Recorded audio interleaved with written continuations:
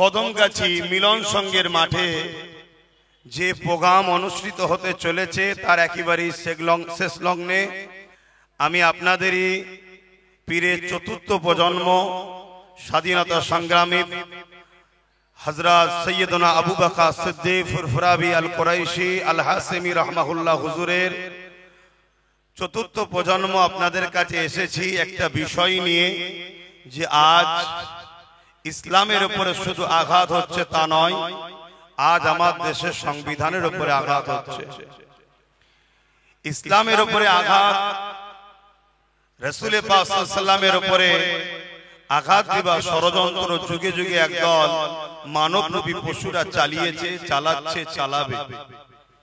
মনে রাখবেন হযরত প্রফেট মুহাম্মদ রাসূলুল্লাহ, সকলে বলুন সাল্লাল্লাহু আলাইহি ওয়াসাল্লাম, এমন একটা বড় ব্যাপার যেখানে পৌঁছানো তো দূরের কথা, তেনার জুতা মোবারককে নিয়েও কখনো কেউ অপমান অবদস্ত করতে পারবে না।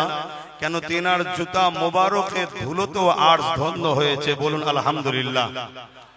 কিন্তু আমাদের দুঃখ লাগছে, গত কয়েকদিন আগে ভারতবর্ষে, যে ভারতবর্ষ পৃথিবীর মানচিত্রে একটা সম্প্রীতির ভারত, ভ্রাতৃত্বের ভারত, ঐক্যের ভারত, একটা নজির হাজার হাজার বছর ধরে করে আসছে, সেই ভারতবর্ষে দেখা যাচ্ছে উত্তরপ্রদেশের কানপুরে একটা যুবক ছেলে, এর আগে আলোচনা হয়েছে, আমি একটু টাচ করছি, আই লাভ মুহাম্মদ সাল্লাল্লাহু আলাইহি ওয়াসাল্লাম লিখার দরুন তার উপরে এফআইআর হয়েছে, বন্দী হয়েছে। এবং এটাকে নিয়ে যখন এলাকার মানুষ এটা প্রোটেস্ট করেছে যে সংবিধানের আর্টিকেল 25 এর মধ্যে যখন রয়েছে 25 নম্বর ধারাতে মানুষ তার ধর্ম, মানুষ তার ধর্ম প্রচার, মানুষের ধর্ম প্রেম, সেটা তার স্বাধীনতা, রাষ্ট্র দেশ তার বিরুদ্ধে হস্তক্ষেপ করবে না। মনে থাকবে সংবিধানের 25 নম্বর ধারাতে আছে, কেউ যদি মনে করে এই খুঁটিটা আমার বিশ্বাস, তাও করতে পারে। কেউ যদি মনে করে এই দেয়ালটা আমার প্রভু, সেটা তার কাছে, কারো রুকার ক্ষমতা না, এটা দেশ সংবিধান তাকে রাইট দিয়েছে। কেউ যদি মনে করে আমি কোন শরীরে কাপড় রাখবো না, পুরো উলঙ্গ থাকবো, এটাই আমার ভালো লাগছে, ওটাও তার বিশ্বাস, তার আস্থা, দেশ তাকে কিছু রাইট দিয়েছে, কেউ রুখতে পারবে না। ঠিক তেমনি আমরা ইসলাম ধর্মের অনুসারী, আমাদের প্রফেট হযরত মুহাম্মদ রাসূলুল্লাহ সাল্লাল্লাহু আলাইহি ওয়াসাল্লামের উপরে আমরা কিভাবে ভালোবাসবো, কিভাবে তাকে মেনে চলবো কোরআন সুন্নাহ অনুযায়ী, সেটার উপরও হস্তক্ষেপ করার দেশের বা কারোর অধিকার নেই, এটা সংবিধান আমাদেরকে রাইট দিয়েছে। কিন্তু দেখা যাচ্ছে যে থেকে কেন্দ্রে বিজেপি সরকার এসেছে, বারবার ইসলামের একটা একটা মাসলার উপরে, একটা একটা বিষয়ের উপরে হস্তক্ষেপ করে যাচ্ছে। আজকে আমরা দেখলাম কি আই লাভ মুহাম্মদ রাসূল সাল্লাল্লাহু আলাইহি ওয়াসাল্লাম লিখার দরুন তাদের উপরে জুলুম হলো, এবং এটা প্রোটেস্ট করার জন্য তাদের উপরে প্রশাসন নামিয়ে তাদেরকে টর্চার করা হলো, জেল বন্দী করা হলো। আমি এই সাধারণ মানুষগুলোকে জিজ্ঞেস করতে চাইছি, আই লাভ মুহাম্মদ সাল্লাল্লাহু আলাইহি ওয়াসাল্লাম বলাটা কি অপরাধ?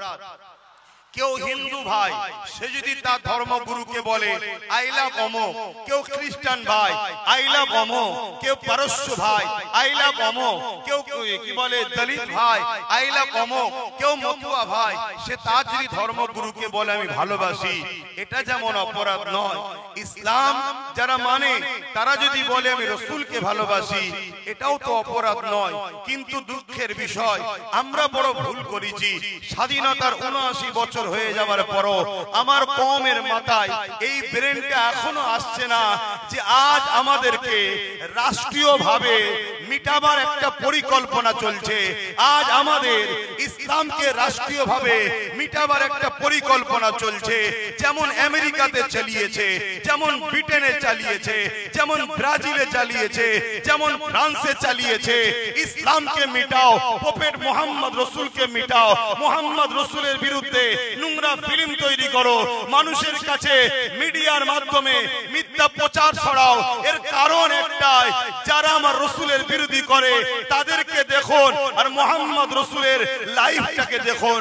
মোহাম্মদ রসুল তো ইনসাফের নাম, মোহাম্মদ রসুল তো ইনসানিয়াতের নাম, মোহাম্মদ রসুল তো ভালোবাসার নাম, মোহাম্মদ রসুল তো ঐক্যের নাম, মোহাম্মদ রসুল তো খোদার্থ মানুষকে খানা খাওয়াবার নাম, মোহাম্মদ রসুল তো পিপাসিত মানুষের পিপাসা মিটাবার নাম, মোহাম্মদ রসুল তো গরিবের হক দিবার নাম, মোহাম্মদ রসুল তো কৃষকের গায়ের ঘাম শুকাবার আগে তার পারিশ্রম মিটিয়ে দিবার নাম, মোহাম্মদ রসুল তো দেশের সার্বভৌমত্বকে নিরাপদে রাখার নাম, মোহাম্মদ রসুল তো যে কোনো ধর্মের মানুষ হোক না কেন মানুষ মানুষকে ভালোবাসবে, মানুষ মানুষের পাশে দাঁড়াবে। সে হিন্দু হতে পারে, আদিবাসী হতে পারে, সাঁওতাল হতে পারে, দলিত হতে পারে, খ্রিস্টান হতে পারে, শিখ হতে পারে। কোন মানুষ যখন বিপদে পড়বে মোহাম্মদ রসুল এই মানবতাই শিখিয়েছে তার পাশে দাঁড়াও, তাকে সাহায্য করো, তাকে পিয়ার করো, তাকে তার পাশে দাঁড়িয়ে তার বিপদ মুক্ত করো। মোহাম্মদ রসুল তো ন্যায়ের নাম, ইনসাফের নাম, সাম্যের নাম, শান্তির নাম, অধিকারের নাম। মোহাম্মদ রসুল তো দুর্নীতি মুক্ত সমাজ গড়ার নাম, মোহাম্মদ রসুল তো নেশার হাত থেকে যুব সমাজকে বাঁচাবার নাম, মোহাম্মদ রসুল তো নারীদের অধিকার দিবার নাম, মোহাম্মদ রসুল তো গরিবদের অধিকার দিবার নাম, মোহাম্মদ রসুল তো এতিমের অধিকার দিবার নাম, মোহাম্মদ রসুল তো বিধবার মর্যাদা দিবার নাম, মোহাম্মদ রসুল তো মা বাবার পায়ের তলায় জান্নাত দিবার নাম, মোহাম্মদ রসুল তো দেশের সার্বভৌমত্ব নিরাপদ রেখে, দেশের আইন ব্যবস্থা সুন্দর রেখে, দেশের মধ্যে গাদ্দারদের ঘরে দেশ থেকে বিতাড়িত করে দেশের সর্বশ্রেণীর, সর্বজাতির, সর্বস্তরের মানুষকে একত্রিতের বাঁধনে বেঁধে মদিনাকে নিরাপদ করার নাম মোহাম্মদ রসুল। সেই নবীর আদর্শ যার কাছে আছে সে দেশকে ভালোবাসবে, সেই নবীর আদর্শ যার কাছে আছে সে গরিবকে ভালোবাসবে, সেই নবীর আদর্শ যার কাছে আছে সে হিন্দুকে ভালোবাসবে, দলিতকে ভালোবাসবে, আদিবাসীকে ভালোবাসবে, মতুয়াকে ভালোবাসবে। আজকের জালিম, আজকের ফেরাউন, আজকের নমরুদ, আজকের আবু জেহেল, আজকের উতবা, আজকের সাইবারা দেখছে মোহাম্মদ রসুল যদি না থাকে, তাই মোহাম্মদ রসুলকে যদি ব্যান্ড না করা যায়, মোহাম্মদ রসুলকে যদি ভুলানো না যায়, তাহলে আমাদের জুলুম খতম হবে, আমাদের অন্যায় খতম হবে, আমাদের অত্যাচার খতম হবে। কেন মোহাম্মদ রসুল শিখিয়েছে নিজের জীবন দিয়ে হলো অন্যায়কে মিটিয়ে ন্যায়কে প্রতিষ্ঠিত করো। এর নাম হলো মুহাম্মাদুর রাসূল। নারে তাকবীর, নারে তাকবীর, বড় ভাইজান হুজুর কেবলা, নারে তাকবীর। আজ আমার দেশকে যখন ব্রিটিশরা শাসন করছিল 200 বছরের কালো থাবার মধ্যে শিকল দিয়ে বন্দী করে রেখেছিল, দিল্লির জমিন থেকে আব্দুল আজিজ মুহাদ্দিস দেহলভী রহমাতুল্লাহ আলাইহি আওয়াজ দিলেন দেশকে ব্রিটিশের হাত থেকে আজাদ করার জন্য ব্রিটিশদের বিরুদ্ধে লড়াই করা ফরজ। ওদিকে টিপু সুলতান, ওদিকে আপনারই উত্তর 24 পরগনা হাফেজ তিতুমির, ওদিকে হাসপাখুল্লাহ খান। এভাবে উলামারা ব্রিটিশদের বিরুদ্ধে ঝাঁপিয়ে পড়ল। দিল্লি থেকে লাহোর পর্যন্ত প্রতিটা গাছে গাছে উলামা হাফেজদের লাশ ঝুলতে শুরু হলো। তথাপিও উলামারা মাতৃভূমির ইজ্জতের রক্ষার স্বার্থে ব্রিটিশদের কালো হাত থেকে দেশকে বাঁচাবার জন্য লড়াই করেছে। কেন মোহাম্মদ রসুলের নামই হলো দেশকে ভালোবাসা, কেন হুজুরের সুন্নাত হলো দেশকে ভালোবাসা।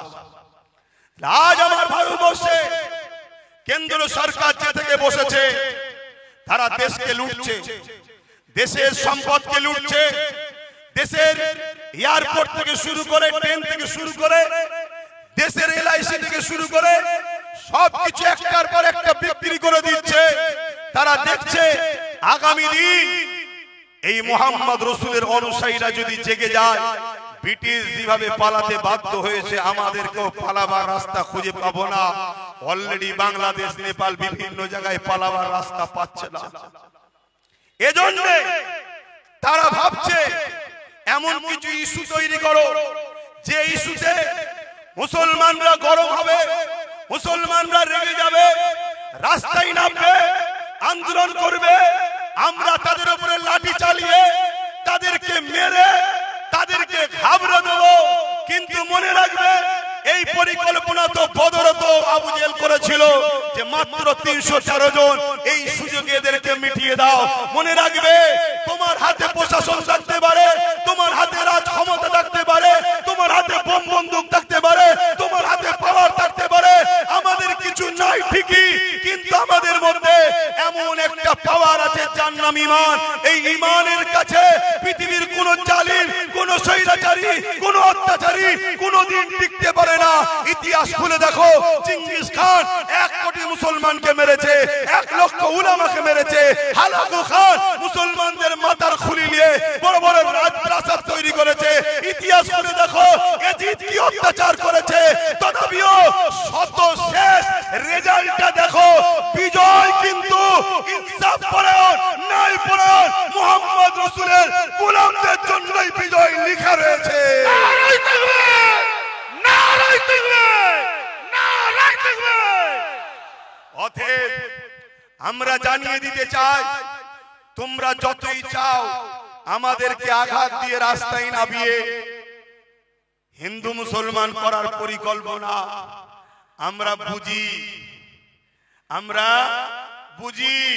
তাই আমরা জানিয়ে দিই, এ ভারতবর্ষের মাটি, হিন্দু সমাজের ভাই, তারাও আমাদেরকে ভালোবাসে, আমরাও তাদেরকে ভালোবাসি।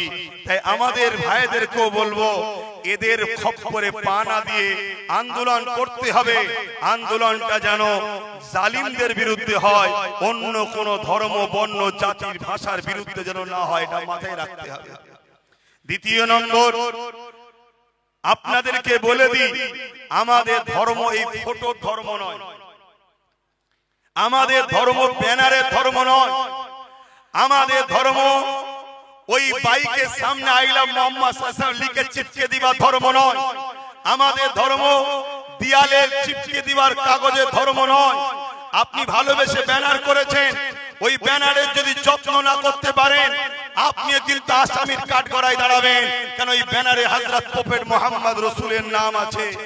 আমরা দেখেছি ট্রেনে বিভিন্ন নেতাদের নাম পড়ে থাকে, বিভিন্ন নেতার ছবি পড়ে থাকে। আমার প্রফেট মুহাম্মদ সাল্লাল্লাহু আলাইহি সাল্লামের ফটো তোলার ক্ষমতা সূর্যেরও ছিল না, আমার নবী পাক সাল্লাল্লাহু আলাইহি সাল্লামের ফটো তোলার ক্ষমতা চাঁদেরও ছিল না। আমার নবীর গায়ে যখন সূর্যের আলো পড়তো, কোনো ছায়া পড়তো না। কেন? সূর্য তৈরি হয়েছে মুহাম্মদ রাসূলের নূরের অংশ থেকে তৈরি হয়েছে। বলুন আল্লাহু আকবার। আপনি জানেন কি জানি না, হযরত প্রফেট মুহাম্মদ রাসূলুল্লাহ সাল্লাল্লাহু আলাইহি সাল্লাম, আশা করছি জানেন, হযরত আলীর আসরের নামাজ কাজা হয়ে যাচ্ছিল, উংলির ইশারা করেছিল, ডুবা সূর্য হযরত মুহাম্মদ রাসূলুল্লাহ সাল্লাল্লাহু আলাইহি সাল্লামের কথায় আবার দ্বিতীয়বার ফিরে এসেছিল। হযরত আলী আসরের নামাজ পড়েছিল। আজকে যেসব বাঁদর মুখো, ছুঁচো মুখো মানব নবী পশুগুলো আমার নবীর বিরোধী করছো, তোমরা সবকটা শয়তান, সবকটা জালিম, পৃথিবীর বড় বড় জালিম নেতা ইয়াহু জাহান্নামের কুকুর থেকে শুরু করে তোমরা সবকটা বাঁদর এক জায়গায় হও, হয়ে সূর্য তো তোলা দূরের কথা, একটা আলোর বাল্ব জ্বালাবো, একটা লাইট জ্বালাবো, ওই ল্যাম্প থেকে উংলির ইশারা দিয়ে সরাতে পারো কি দেখবো। তোমরা কেন সবে কিয়ামত পর্যন্ত কেউ পারবে না। কিন্তু মুহাম্মদ সাল্লাল্লাহু আলাইহি ওয়াসাল্লাম আকাশের চাঁদকে ইশারা করেছে, সঙ্গে সঙ্গে চাঁদ নিজেকে দুটুকরো করে দিয়ে এক টুকরো আবু কুবাইস পার এইদিকে আর এক টুকরো একদিকে। এই দৃশ্যটা আমার ভারতবর্ষের কেরলের বাদশা, কেরলের রাজা চিরামান দেখেছিল।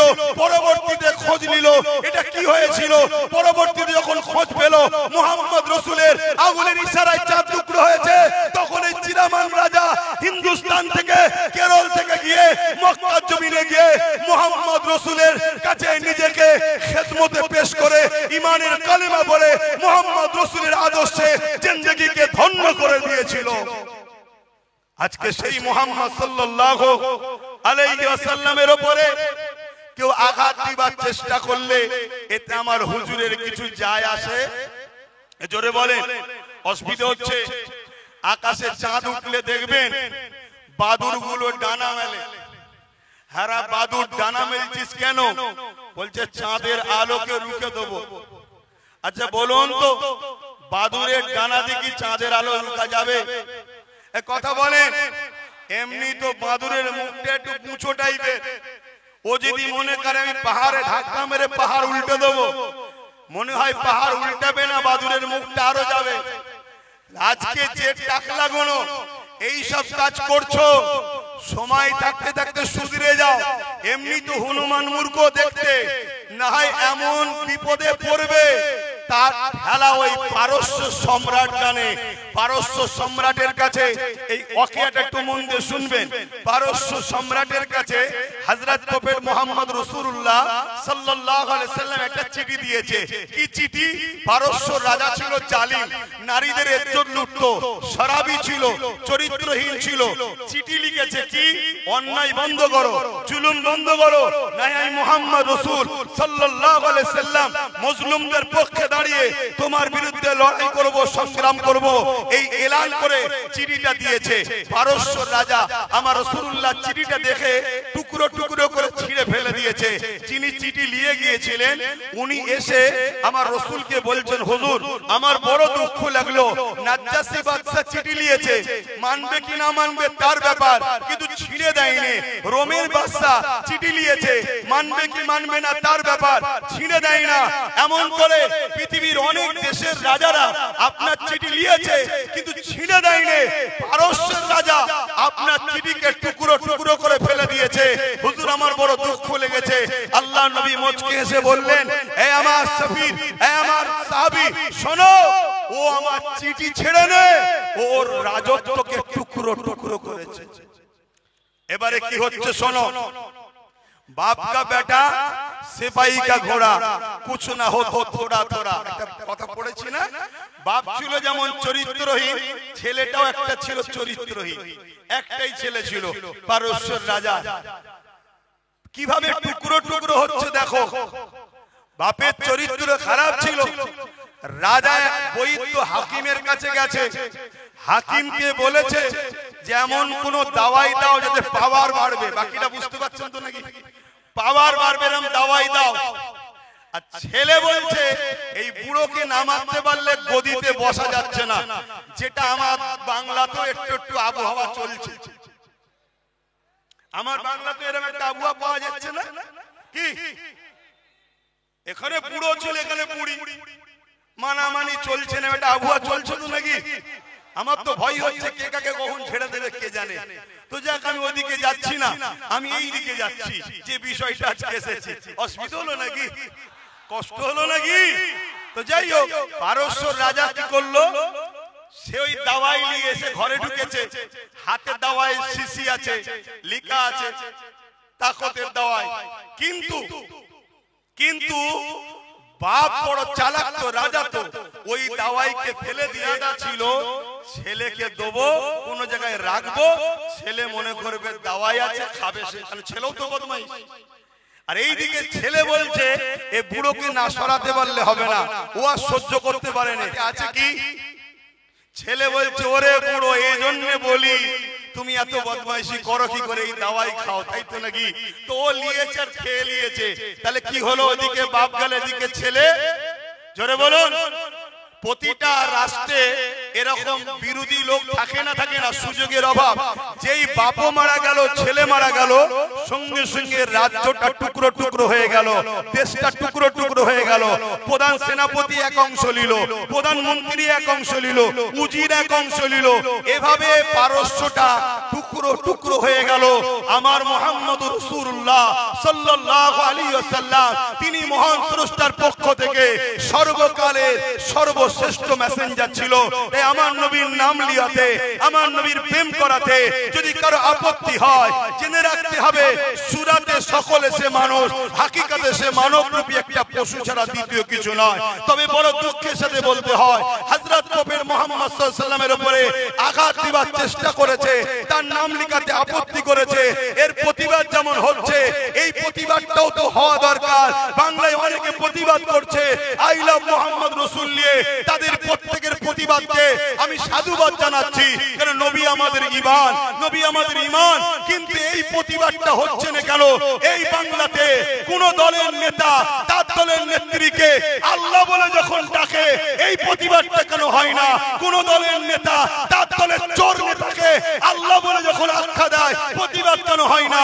কোন দলের নেত্রী তার দলের নেতাকে আল্লাহর রূপ বলে যখন ডাকে তখন প্রতিবাদ কেন হয় না?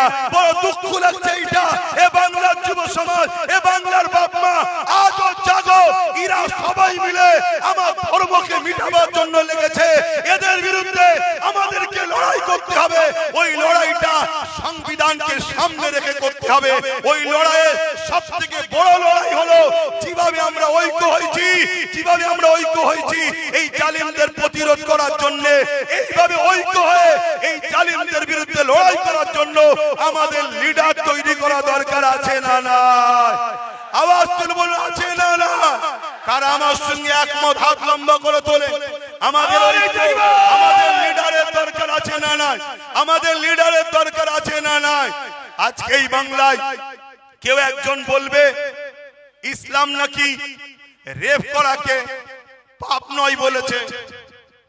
যার কথা ভাই বলতে গিয়ে রয়ে গেল, ও মূর্খ, ও জাহেল, ও মানবরূপী পশু, ওই অর্জুন সিং, ওকে তো অ্যারেস্ট করা দরকার ছিল পশ্চিম বাংলা সরকারের। পশ্চিম বাংলা সরকার ওকে অ্যারেস্ট করবে না কেন? ও তো টিএমসির লোক ছিল। টিএমসি থেকে বিজেপিতে শুধুমাত্র মুসলমানদেরকে ভয় দেখাবার জন্য গেছে। হাকিকাতের ভেতরটা এখনো টিএমসি আছে। কাল যদি ও আবার টিএমসি তে আসে, রাজ্য সরকার ওকে আবার নিয়ে নেবে। এতে আপনাদের কি অবিশ্বাস হয়? আপনারা কি ভুলে গেছেন ওই যে দাঙ্গা হয়েছিল বাবুল সুপ্রিয়, যার নাম মূল আসামিতে রয়েছে? সেই বাবুল সুপ্রিয় আজকে সে আসানসোলে দাঙ্গা করলো। একটা হাফেজে কোরআন 18 বছরের বাচ্চার কলজে বার করলো যে দাঙ্গাতে। সেই দাঙ্গার মূল অভিযুক্ত যে সেই বাবুল সুপ্রিয় যখন টিএমসি তে আসলো, এই সরকার থেকে কবুল করেছে না করেনি? জোরে বলুন, করেছে না করেনি? অথচ আমরা দেখতে পাচ্ছি এই সমাজের কোন একটা বোন, কোন একটা মেয়ে, মুসলিম মেয়ে আঞ্চলিক ভাষায় বলেছে মমতার স্বামী নেই। কি বলেছে? মমতার আঞ্চলিক ভাষায় স্বামীকে কি বলে? বলুন বলুন। ওটা শুনতে খারাপ লাগে বলে আমি বলছি না, কিন্তু যাকেই বলে চাল ভাজা তাকেই বলে খুদ ভাজা। তো ও বলেছে মমতার স্বামী নেই। এ কথাটা কোনো ভুল কি? আমরাও তো জানি স্বামী নেই। এই কথা তরুণ কেস হলো, তাকে বন্দী করলো। যে বেঈমান মালাউনটা ওই মুসলিম মেয়েটাকে কেস করেছে, ওই বেঈমান মালাউন জাহান্নামের কুকুরটা আজকে অর্জুন সিং এর বিরুদ্ধে কেস করবে কি? জোরে বলুন, করবে কি না? এরা একই বৃন্দে দুইটি কুসুম, জোড়া ফুল আর সিঙ্গেল ফুল। এরা দুজনে মিলেমিশে আছে। আমার কথা কি খারাপ লাগছে নাকি? আজকে উত্তর প্রদেশের নিয়ে প্রতিবাদ করছো, আজকে গাজাল নিয়ে কলকাতায় প্রতিবাদ করছো। ভালো জিনিস করো, কিন্তু এই বাংলায় যখন মানুষের ঘর ভাঙা হয়, ইফতারকে ফেলে দেওয়া হয়, কল তুলে নেওয়া হয়, কেস দেওয়া হয়, মিথ্যা মামলা দেওয়া হয়, গেজার কেস দেওয়া হয়, তার বিরুদ্ধে আন্দোলনটা কবে করবে? তুমি দূরের আন্দোলন করতে পারছো। উত্তর প্রদেশে আইলাম মোহাম্মদ রসুল লিখাতে মেরেছে, পিটেছে, আন্দোলন করছো, করছি, ভালো কথা। কিন্তু এই বাংলায় যখন কেউ বলে কোরআন মিটে যাবে, শেষ হয়ে যাবে, উন্নতি মিটবে না, তার আন্দোলনটা কবে হবে? এই বাংলায় যখন কেউ কাউকে বলবে যে অমুক আমাদের আল্লাহ, খুলে বলছি, খুলে খুলে বলছি, বলবো? এই বলবো? খুলে বলবো না রেখে বলবো? কারা কারা শুনতে চান হাত তুলে বলুন। এই বাংলার নির্মল মাঝি বলে একটা এমএলএ আছে। সেই এমএলএ মমতা ব্যানার্জিকে বলছে আমাদের আল্লাহ। এর প্রতিবাদটা উলামারা করেছে, এর প্রতিবাদটা করেছে। কেন করলেন না? কেন করলেন না? এই প্রতিবাদের দরকার আছে না নাই? এক সপ্তাহ 1.5 সপ্তাহের মধ্যে আপনাদের এই উত্তর 24 পরগনা এর বিরুদ্ধে প্রতিবাদ হবে। ব্যানার তৈরি করে আপনারা যেতে রাজি আছেন? রাজি আছেন? আল্লাহকে ভালোবাসো, মনে রেখে দিও, আমাদেরকে মিটাতে চেয়েছে অনেকে, আমার আল্লাহ আমাদেরকে বাঁচিয়েছে। যখনই কোনো নতুন প্ল্যান করে খোদার পক্ষ থেকে এমন ভয়ানক দুর্যোগ হয়, সেই দুর্যোগ দেখে মানুষ দিশেহারা হয়ে যায়। আল্লাহ আমাদেরকে এখনো বাঁচাচ্ছে। তাই বলবো, তোমাকে আমার পছন্দ কি জানি না, কিন্তু আমি কিছু ভুল বলছি? গত 2-3 দিন আগে সম্ভবত মুর্শিদাবাদে কোন একজন মহিলা আরেকজন এমএলএ, মুসলিম এমএলএ কে আল্লাহ বলছে। এই ভিডিওটা দেখেছেন? জোরে বলুন দেখেছেন? তা তোরা রাজনীতি করছিস, করগে যা। আমার ধর্মের উপরে বারবার আঘাত দিবি কেন? কেন আমার আল্লাহকে নিয়ে টানা হবে? কেন আমার রসুলকে নিয়ে টানা হবে? কেন আমার কোরআনকে নিয়ে টানা হবে? কেন আমার দিনকে নিয়ে টানা হবে? যেখানে সংবিধান বলছে কারো ধর্মের উপরে আঘাত দিও না। তোমরা বারবার আমার আল্লাহকে, আমার রসুলকে, আমার দিনকে টার্গেট করছো কেন? ওরা দেখছে মুসলমানদের হাতে তো কোনো পাওয়ার নেই, মুসলমানদের বলার কোনো লিডার নেই, মুসলমানদের বলার কোনো লোক নেই। এই জন্য ওরা আমাদেরকে টার্গেট করেছে। যেভাবে ভিড় তৈরি করে এদের বিরুদ্ধে আন্দোলন করছি, ঠিক এইভাবে আমাদেরকে অঙ্গীকার করতে হবে আমরা নিজেদের লিডার বানাবো, নিজেদের নেতা বানাবো, নিজেদের কম থেকে এবং অন্য সমাজের গরিব মানুষ যারা আমার ধর্মের পক্ষে যদি নাও বলে, কমসে কম বিরোধী যেন না করে, এমন লোককে আমরা সাথ দিয়ে আগামী দিন তাদের দ্বারা আইনত ব্যবস্থা এদের দ্বারা লব। এই ঐক্য হওয়া দরকার আছে না? না জোরে বলুন আছে না? না। আজকে এই মাঠে আমাদেরকে কেন আসতে হবে? কেন আপনাদেরকে কাজ কাম করে এখানে এসে বসতে হবে? কেন আমাকে ফুরফুরা শরীফ থেকে গাঁটের পয়সা খরচ করে এই প্রোগ্রাম তৈরি করে আপনাদের সামনে চিল্লাতে হবে? আমাদের 44 জন না কতজন লোক রয়েছে আমাদের, কই তারা কি কেস করছে?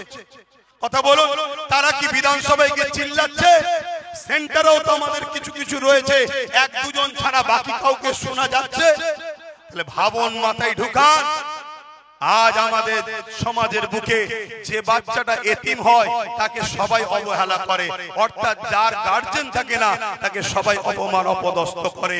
আমি একটা ছোট্ট অঙ্গীকার আপনাদের কাছে দেব, তার আগে আমার দুটো কথা আছে।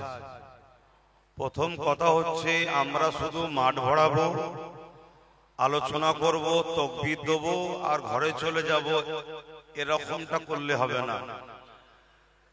পরিস্থিতি থেকে শিক্ষা নিতে হয়, আমাদেরকে প্রস্তুত নিতে হবে। আগামী দিন আমরা ঘরে কাজের মধ্যে থাকব, আমাদের লোক তৈরি করব, তারা যারা গালিগালাজ করবে বা ছোট বড় কথা বলবে তাদেরকে আইনের আওতায় এনে তারা সাইজ করবে, এমন লোক তৈরি করা দরকার আছে না? না।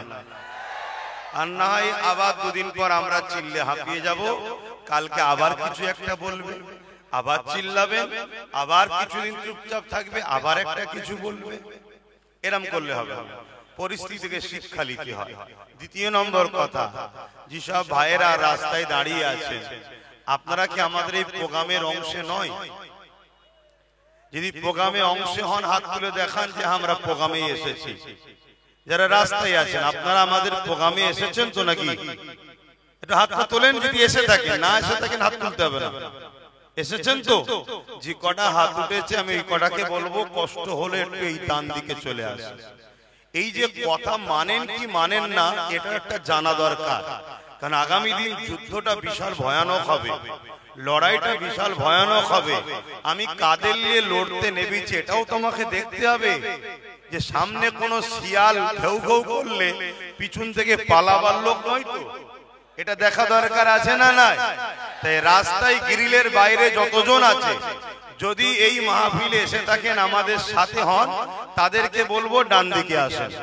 আর এটা প্রশাসন বন্ধুরাও দেখছে, মিডিয়াতেও দেখছে, সবাই দেখছে।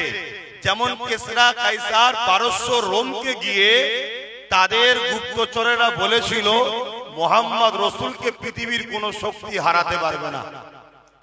রোমের সম্রাট, পারস্য সম্রাট কেসরা কাইসার তারা বলতে লেগেছে মোহাম্মদ রসুল কি বিরাট শক্তিশালী, বিশাল লোক। তাদের বলছে না, পৃথিবীর অনেক রাজদরবারে ঘুরেছি, কিন্তু মোহাম্মদ রসুলের চাহানে ওয়ালাদের মতো এত দিবানা, এত আশিক, এত ডিসিপ্লিন মাননেওয়ালা, এত ইনসাফ পরায়ণ, ন্যায় পরায়ণ লোক পৃথিবীতে কোনো জায়গায় দেখিনি।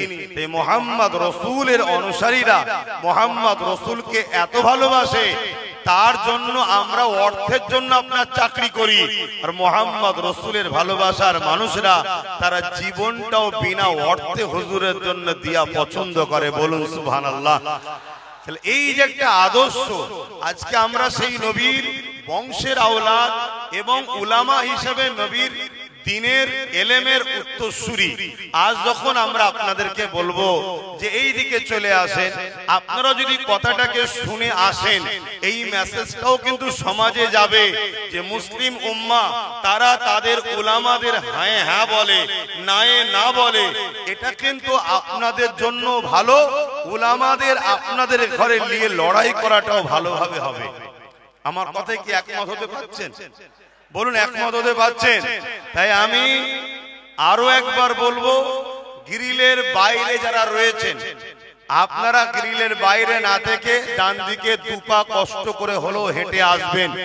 যদি না আসেন, যারা দায়িত্বশীল ব্যক্তি আছেন, আমি তাদেরকে শুধু বলবো ওনাদের ডিস্টার্ব করবেন না, কিন্তু চিনে রাখবেন কে আপন কে পর। কেন চিনার দিন এসেছে। আমার দরবারে এত ভিড়ের ঠেলা হয়, ভালোবাসার লোকেরা ভাত পাইনি 2 নম্বর আগে পালিয়ে যায়। কথা কিছু বুঝছেন না, বোঝেন না? আমি কাউকে ছোট করছি না, হাকিকতটা। এই জন্য চিনার সময় এসেছে না আসেনি? অবশ্যই সবার জন্য আমরা সাহায্য করব, কিন্তু নিজের ছেলের ভাত কিনে নয়, নিজের ছেলের ভাত কিনে নয়। ও ভক্ত, আমরা নয় ভাই, ও রকম দরদ দেখানো দরকার নেই। হ্যাঁ, প্রতিটা মানুষের জন্যই কথা বলবো, কিন্তু কে আপন কে পর জানারও দিন এসেছে। কেন পরকে নিয়ে ভরসা করে আগালে ঠকতে হবে। তাই বক্তব্য দেব, কিন্তু আমাদের ভাই একটা সম্প্রীতির কবিতা আপনাদেরকে শোনাচ্ছিল। সেই সময় শোনাতে শোনাতে মানে আর শেষ হয়নি। তা বলুন, আমরা সম্প্রীতিকে পছন্দ করি তো নাকি? সেই জায়গায় সম্প্রীতির একটা কবিতা যখন হচ্ছিল, সেটা পূরণ হোক, এটা আমিও চাইছি। আপনারা কি চাইছেন? হাত তুলে সাক্ষী দেন, চাইছেন? আমি ভাইকে একটু অনুরোধ করব, মাইক দিচ্ছি, আপনি একটু সম্প্রীতির ওই কবিতাটা পাঠ করুন। তারপরে আমি সংক্ষেপ সময় আজকের যে ইস্যুগুলো আছে, এই ইস্যুগুলোর ওপরে কিছু কথা বলবো। এর পাশাপাশি আরো 2টো ভয়ানক ইস্যু অলরেডি গতকাল পরশুর মধ্যে হয়ে গেছে, যেটা ব্যানার তৈরি করার আগেই হয়েছে। তার মধ্যে একটা আমার জোনায়েদ ভাই শুধু একটা ইশারা দিয়েছে, সিং। আরে সিং কি? অর্জুন সিং। অর্জুন সিং একটা মানবরূপী পশু ছাড়া দ্বিতীয় কিছু নয় সে। আপনাদের মানতে অসুবিধা আছে? মানবরূপী একটা পশু। ও সুরাতে সকলে দেখতে মানুষ, কিন্তু ওর খসলত, ওর আখলাক, ওর কথাবার্তা সবসময় হিংস্র। সবসময় কি করে দাঙ্গা লাগবে, ফিতনা হবে, বিদ্বেষী হবে। ওকে কখনো মানুষ ভাবা যায় না, একটা মানবরূপী পশু। সে আজকে কিভাবে একটা সমাজের শান্তিকে বিঘ্ন করছে, এই বিষয়টা আজকে নতুন ফিতনা। আর এর থেকে আরো একটা ফিতনা, সেটা হলো মানুষ মানুষকে আজকাল আল্লাহ বলে ডাকছে। শুনছেন তো নাকি? এই বিষয়গুলো নিয়েও আমি সংক্ষেপে বলবো। ট্যাক্স দিয়ে বাস করি, কারো খেয়ে বাস করি না। দেশকে ভালোবাসি, দেশের সংবিধানকে ভালোবাসি। বাকি যারা দেশকে ভালোবাসবে মাথায় রাখবো, যারা দেশের সংবিধানের নয়, দেশের নয়, জুতোর তলায় রাখবো, সে যেই লাট সাহেবই হোক না কেন। এটা আমাদের আদর্শ। এই আদর্শ তৈরি করুন। সে যে ভিআইপি হোক না কেন, যে আমার দেশের নয়, সংবিধানের নয়, সে আমাদের জুতোর তলায় থাকবে। রাজি আছেন না নাই? দেশের ওপরে কেউ নয়, সংবিধানের ওপরে কেউ নয়। তুমি জেলার সাহেবই হতে পারো, তুমি যদি বড় ধর্মগুরু হও, ইসলাম ধর্মের স্কলারও হও, তুমি যদি আমার দেশের বিরুদ্ধে যাও, সংবিধানের বিরুদ্ধে যাও, তোমার সাথে আমাদের কোনো সম্পর্ক থাকবে না। ঠিক না বে ঠিক? কারণ এ দেশ দেশবাসীর রক্তের বিনিময়ে স্বাধীন হয়েছে। আজকে সে দেশে তুমি তোমার রাজনীতির রুটি শাখার স্বার্থে এমন ফিতনামূলক কথা বলছো, যেখানে একটা বিশেষ ধর্মকে টার্গেট করা হচ্ছে। সমাজের মধ্যে সরল পিরান মানুষগুলো তোমাদের এই নোংরা বক্তব্যের জন্য একটা বিশেষ সম্প্রদায়কে ঘৃণার নজরে দেখবে। আগামী দিনে ঘৃণা একটা দাঙ্গাতে পরিণত হবে। এই দাঙ্গা একদিন দেশকে টুকরো টুকরো করে দেবে। অতএব দেশকে বাঁচাবার স্বার্থে এই দাঙ্গাবাজদের বিরুদ্ধে আমাদেরকে কঠোর হাতে লড়াই করতে হবে। রাজি আছেন? হাত তুলে বলুন রাজি আছেন। যদি জীবন লাগে জীবন দিতে পারবেন, রক্ত রাখলে রক্ত দিতে পারবেন, দেশের জন্য অর্থ দিতে পারবেন। এর পাশাপাশি আর একটা জিনিস দিতে হবে, যেখানে সেখানে টিপলে হবে না, যেখানে টিপলে দেশ নিরাপদ সেখানে টিপতে হবে। রাজি আছেন? যাক, আমি আলোচনা করব, ভাইয়ের একটুখানি নাচটা একটু শুনে নিতে, কি বলে কবিতাটা একটু শুনতে আমারও ইচ্ছা যাচ্ছে। আপনাদের চাইছে তো নাকি, না জুলুম করলাম? ভাই আসেন বলুন, তারা কি বিধানসভায় গিয়ে চিল্লাচ্ছে? সেন্টারেও তো আমাদের কিছু কিছু রয়েছে, এক দুজন ছাড়া বাকি কাউকে শোনা যাচ্ছে? তাহলে ভাবন মাথায় ঢুকান, আজ আমাদের সমাজের বুকে যে বাচ্চাটা এতিম হয় তাকে সবাই অবহেলা করে, অর্থাৎ যার গার্জেন থাকে না তাকে সবাই অপমান অপদস্থ করে। আমি একটা ছোট্ট অঙ্গীকার আপনাদের কাছে লব, একটু সত্য করে বলুন, আমি যে কথাগুলো বললাম আমার কি বক্তব্য দেওয়া কি ভুল হলো? আপনাদের কি বুঝানো ভুল হচ্ছে? হাত সবাই তুলে বলুন, যারা আমার পক্ষে হাত তুলুন, যারা আমার পক্ষে হাত তুলুন। আমার বক্তব্যের পক্ষে তো আপনারা, আমার বক্তব্যের পক্ষে তো আপনারা। তাহলে আজ একটা অঙ্গীকার লব। আর একটা বিষয় ছিল ওয়াকাফ, কিন্তু সময়ের দিকে খেয়াল করে ওটার বলতে পারছি না। কিন্তু ওয়াকাফ ইসলামের পেহচান, ওয়াকাফ যদি চলে যায় ইসলাম চলে গেল, মনে রাখতে পারেন। কেন মসজিদ যাবে, মাদ্রাসা যাবে, কবরস্থান যাবে। তাই আমি আপনাদেরকে জানতে চাইছি, একটু আওয়াজ তুলে বলবেন, হিন্দু ভাই, দলিত ভাই, আদিবাসী ভাই, সাঁওতাল ভাই, খ্রিস্টান ভাই, যারা ভারতীয়, এরা আমাদের ভাই হ্যাঁ কি না? এরা আমাদের ভাই বোন হ্যাঁ কি না? এদের সঙ্গে আমাদের কোনো হিংসা আছে, কোনো রাগ আছে, কোনো বিদ্বেষ আছে? আমি আপনাদেরকে বলে যাচ্ছি, এদের সঙ্গে বন্ধুত্ব করুন, ব্যবসা করুন, কারবার করুন, উঠা বসা করুন, লেনদেন করুন, এদের সঙ্গে রাজনীতিও করুন, ততদিন পর্যন্ত যদি এদের মধ্যে থেকে কেউ আমার দ্বীনের বিরুদ্ধে, ইসলামের বিরুদ্ধে না বলে, ততদিন পর্যন্ত। যখনই বলবে তখন বলতে হবে, ভাই তুমি আমার ভালোবাসায় আঘাত দিয়েছো, আমি তোমার ভালোবাসায় আঘাত দিলে তুমি কি মেনে নিতে? আমি যদি তোমার ধর্মগুরুকে বলতাম তুমি মেনে নিতে? তাই তোমাকে আমার পছন্দ নয়, আর তোমার জন্য আমি অন্য তোমার ধর্মের অন্য লোককেও খারাপ বলবো না, কিন্তু তোমার সঙ্গে আমি আর নাই। এই কথায় আপনারা কি একমত হতে পারছেন? হাত তুলে সাক্ষী দেবেন একমত হতে পারছেন? আর একটা শেষ কথা, আগামী দিন এই ওয়াকাফ বাঁচাবার জন্য এবং ভারতবর্ষের সংবিধানকে বাঁচাবার জন্য, দেশের জন্য, দেশবাসীর জন্য আগামী দিন যদি আমি আব্বাস সিদ্দিকী আপনাদের ঘরে নিয়ে কলিকাতার ব্রিগেডে ডাকি, গাঁটের পয়সা খরচ করে আমার ডাকে যেতে কি রাজি আছে? নারায়ে তাকবীর! হাত তুলে রাখে ভাইজান, আপনি এগিয়ে চলুন। হাত তুলে রাখবে ভাইজান, আপনি এগিয়ে চলুন। হাত নামাবেন না। ভাইজান, আপনি এগিয়ে চলুন। হাত নামাবেন না, হাতটা তুলে রাখেন। একটু দেখবেন ডায়ে বায়ে কেউ হাত তুলতে বাকি আছে কিনা। ভাই কেন দেখতে বললাম? ভাই কেন দেখতে বললাম? তার সাথে ঝগড়া করব? না না, ঝগড়া নয়, ঝগড়া ইসলাম শিখায়নি। আমরা শুধু চিনে লব, এ আমাদের নয়, এ সংবিধানের নয়, এ মানবতার নয়, এই ইনসাফের জন্য নয়, এই ইনসানিয়তের জন্য নয়। অতএব তার সাথে আমরাও নাই। ঠিক না বেঠিক? হাত নাবান। আমার কথাতে কেউ কষ্ট পেলে, কেউ বেলেন তো যাক, আমি সময়ের দিকে খেয়াল করে এখানে সংক্ষিপ্ত করছি। আগামী 1.5 সপ্তাহের মধ্যেই এই আল্লাহ কেন বলল এবং ইসলামের উপরে যে অপবাদ দিয়েছে এর প্রতিবাদে ডাকা হবে। আপনারা সকলে একটু দাঁড়িয়ে যান। যেতে রাজি আছেন তো নাকি? একটু দাঁড়িয়ে যান। যেতে রাজি আছেন তো? ডাক দিলে খবর পাওয়া যাবে তো? হাত তুলে স্লোগান দেন, নারে দিবে, নারে দিবে, কুরআন ও সুন্নাহ, কুরআন ও সুন্নাহ, আই লাভ সাল্লাল্লাহু আলাইহি সাল্লাম, আই লাভ ভারত।